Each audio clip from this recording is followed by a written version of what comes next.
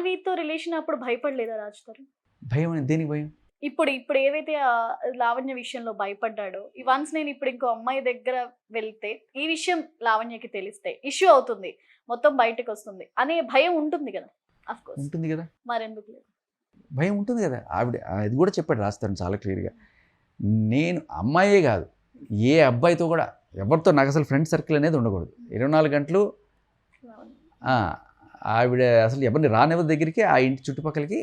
అసలు నాకు ఫ్రెండ్స్ అనేవాళ్ళు లేకుండా చేస్తుంది ఈ అమ్మాయి. సో ఎప్పుడైతే మాల్వీతో జస్ట్ అలా పరిచయం ఉంది అని తెలిసిందో, అంటే ఈవిడ మాత్రం వేరే వాళ్ళతో ఎఫ్ఐఆర్ పెట్టుకొని వాళ్ళతో ఉండిపోవచ్చు, అన్నీ చేసుకోవచ్చు, వాడు నాకు కావాలని చెప్పి నా ముగ్గురు నాకు ఇప్పించండి చెప్పి పోరాటం చేయొచ్చు. ఆ పోరాటంలో రాజ్ తరుణ్ హెల్ప్ కూడా తీసుకుంది, మస్తాన్ సాయిని నాకు ఇప్పించమని చెప్పి. సో అంత చేసి రాజ్ తరుణ్ వేరే వాళ్ళతో మాట్లాడకూడదు. రాజ్ తరుణే కదమ్మా, ఈ మస్తాన్ సాయి అయినా సరే, వీళ్ళ ఫ్రెండ్స్ అయినా సరే, ఎవరు కూడా వేరే వాళ్ళ అమ్మాయిలతో మాట్లాడకూడదు. వీళ్ళ దగ్గర 10 మంది ఉన్నారు అనుకోండి ఫ్రెండ్స్, వేరే వాళ్ళతో మాట్లాడితే ఒప్పుకోదు, అమ్మాయిలతో మాట్లాడకూడదు. అదే ఆవిడ సైకాలజీ. సరే రాజ్ తరుణ్ మాల్వి మరి భయానికో లేకపోతే ఈవిడ మొత్తానికి ఉండొచ్చు, లేకపోయి ఉండొచ్చు, అది వాళ్ళు చెప్పుకుంటే బాగుంటుంది. కానీ వన్స్ ఈవిడ మూవ్ అయిపోయిన తర్వాత ఈవిడికి ఏ అధికారం లేకపోయినా కూడా అలా బలవంతంగా చేయడానికి ట్రై చేస్తుండే.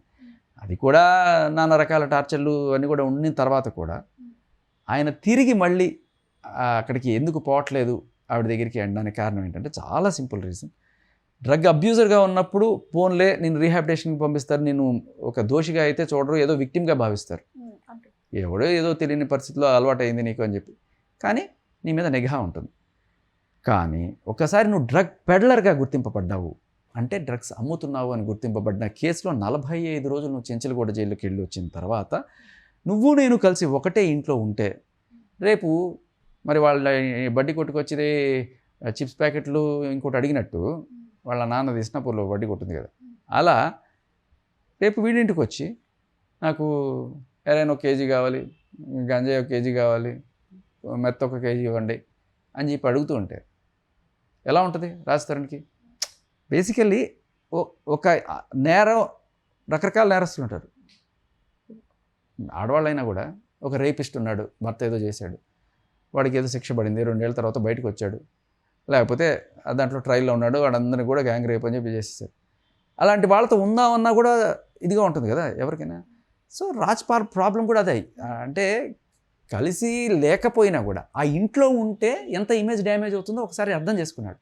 ఇంకా నోవే నేను అక్కడ ఉంటే ఎలా ఉంటానంటే ఒక డ్రగ్ పెడలర్ అని చెప్పి ఇంత, అది కూడా అవి నిర్దోషనేం బయటికి రాలా, అది రిమాండ్ మాత్రమే 45 రోజులు. తర్వాత ట్రయల్కి వెళ్తుంది, కోర్టులోకి వెళ్తుంది, అక్కడ కనుక ప్రూవ్ అయితే 10 ఏళ్ళ దాకా జైలు శిక్ష పడవచ్చు.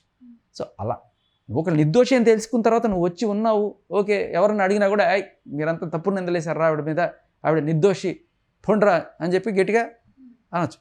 కానీ ఇట్స్ ఇన్ ట్రయల్, నీ నిర్దోషిత్వం ప్రూవ్ చేసుకొని తర్వాత ఇంకొకటి మీద ఎగరచ్చు కదా.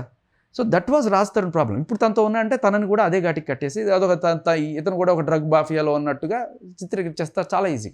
కానీ అంత కట్టలు తెంచుకున్న ఆవేశం ఒకేసారి తను మాట్లాడే విధానం ఎలా అయిపోయిందని తన ఫేస్ అంతా కూడా చేంజ్ అయిపోయి లోపల ఏదైతే పెట్టుకున్నాడో అది నిజమా అబద్ధమా అని జనాలు పోల్చుకోలేనట్టుగా రాజ్ తరుణ్ మాట్లాడినట్టు అనిపించింది. అంటే తను చెప్తుంది నిజమా అబద్ధమా అంటే చాలా సేపు ఇప్పుడు ఎట్లా అంటే తాగేసి ఉన్నాడు, భయంతో తాగున్నాడు అన్నమాట వాస్తవం, దాంట్లో డౌటే లేదు.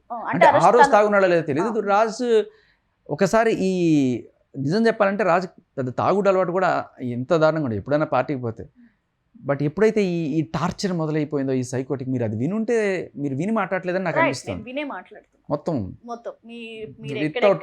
వితౌట్ బీప్ విన్నారా, విత్ బీప్ విన్నారా? బీప్ తోనే విన్నాను, వితౌట్ బీప్ నేను వినలేదు. అది ప్రాబ్లం, అదే ప్రాబ్లం.